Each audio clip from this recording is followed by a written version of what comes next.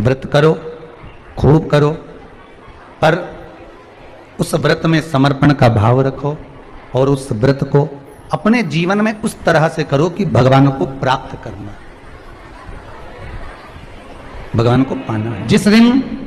आप किसी व्रत को उठाओ,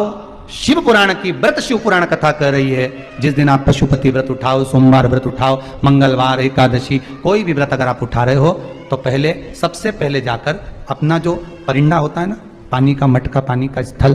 पानी का जहां जल भरते हो, पात्र भरते हो, वो स्थल जो होता है ना, उस स्थल के पास में खड़े हो, हाथ जोड़कर निवेदन करो अपने पूर्वजों से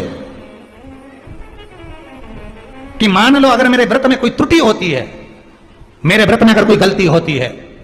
तो हे देवादिदेव महादेव, हे मेरे घर के पूर्वज पितर, जितने मेरे कुल देवी कुल देवता आहूत वासुक जो भी हैं, आप उस व्रत को संभाल लेना, मेरी गलती को आप सुधार देना। उनके पास जाकर क्यों कहना चाहिए? क्योंकि वो हमारे बुजुर्ग हैं, बड़े हैं, हम उनसे छोटे हैं, हम छोटे हैं।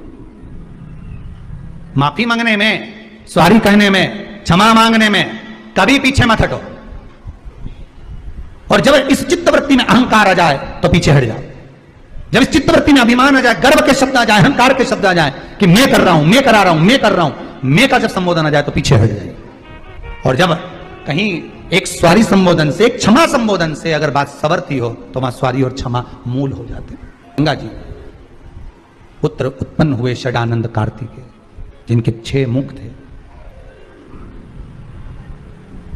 हुए 6 पुत्र ही थे, पर गंगा मैया के तेज बल से कार्तिकाओं ने उनको एक कर दिया था, इसलिए उनका नाम कार्तिकेय हो गया था, उनका नाम कार्तिकेय संबोधन हो गया था,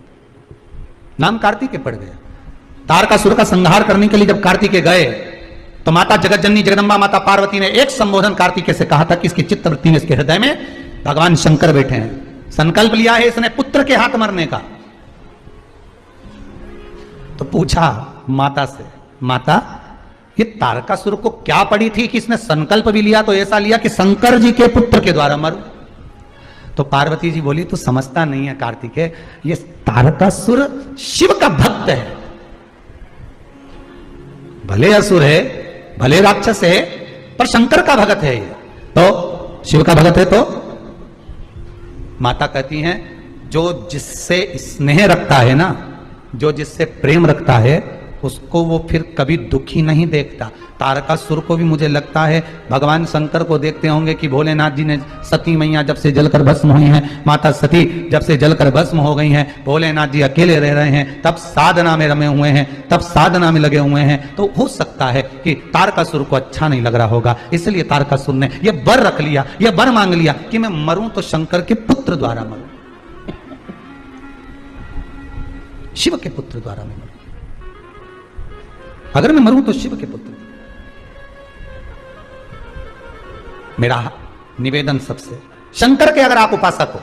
आप राम के उपासक हो, आप कृष्ण के उपासक हो, आप जगतजननी जगदम्बा के उपासक हो, आप जिस भगवान की भक्ति को अपनी चित्तवृत्ति में धारण करते हो, जिंदगी में कभी उसकी निंदा मत सुनना। पतिव्रता नारी अपने पति की कभी निंदा नहीं सुनती, और पत्नी पति की निंदा नहीं सुनता, पति पत्नी की निंदा नहीं सुनता। हाँ, अगर मन में कुछ भाव हो तो निंदा सुन ले तो बात दूसरी है। माता पिता की निंदा या माता पिता पुत्र की निंदा कभी नहीं सुनते, कभी नहीं। जहां प्रेम है वहां निंदा का कोई काम नहीं है, जहां प्रेम है वहां निंदा किसी काम की नहीं है। अगर आप शंकर से स्नेह रखते हैं, शंकर से प्रेम रखते हैं, शिव की आराधना करते हैं, और कोई आपसे कह दे आओ क्या शंकर की कथा सुनते रहना, क्या शिव जी के, शंकर के लिए अगर कोई शब्द कह दे, या तो कानों पर हस्त कमल रख लो, अपना हाथ रख लो, या फिर वहां से चल दो, जवाब दो, नहीं तो जाओ, पर निंदा नहीं सुनो।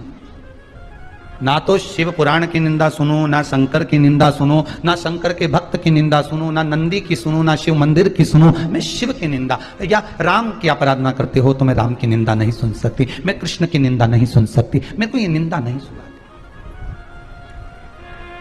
वो ऐसा कर रहा है, करने दो, आग लगे बस्ती में, अपन रहो मस्ती में, क्या किसको रोइए, चादर तान के सोइए, अपने को क्या करना, निंदा करने वाला करेगा, करते रहेगा।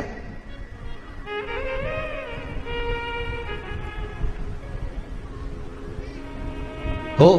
तारकासुर के हृदय में बाण नहीं लगना चाहिए, उसका व्रत था, उसका उपवास था और व्रत भी लिया था, तो कार्तिकेय द्वारा, शिव के पुत्र द्वारा मर। माता आप चिंता मत करो, जब अगर उसने पिता को अपने हृदय में बिठा कर रखा है, तो कार्तिकेय जी ने जब युद्ध करा, युद्ध में जब बाणों को छोड़ा, तो वो हृदय को नहीं लगा, तारकासुर के पूरे संपूर्ण शरीर को लगा, पर हृदय को नहीं लगने दिया। हृदय चित्त में वो बाण नहीं लगा, हृदय चित्त में वो बाण नहीं पहुंचा। आप जो व्रत करें उस व्रत में पूर्णता तक रुकें, तब तक पूर्णता तक। जल्दीबाजी में आप सोचें कि मेरे को व्रत का फल मिल जाए, थोड़ा सा व्रत का फल मुझे तुरंत प्राप्त हो जाए, नहीं, पूर्णता तक रुकें।